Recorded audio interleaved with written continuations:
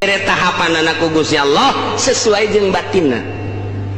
Disesuaikan jeung batin, tahapan ada datang ke mana didinya, tahapan ada datang kadinya didinya, batin ada datang kadinya didinya mulyana, batin ada datang kadinya didinya mulyana. Nu mantak teu bisa kuari diulah-ulah.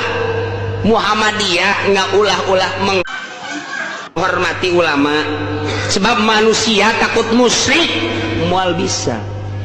Lantaran jelema dimuliakeun ku jelema teh aya batinan anu hese dibahas, aya kolbu, aya ruhani sir nu hese dibahas.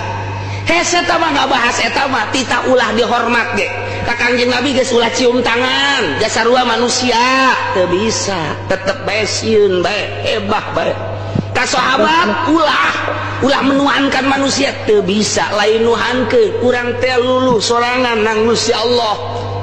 Sebab nyana boga darajat, nyana boga makom, didinya nyana aya makomna. Urang yang teu dititah ieu ku sasage titah cium tangan, urangna hayang cium tangan sorangan. Teu dititah kudu menghormati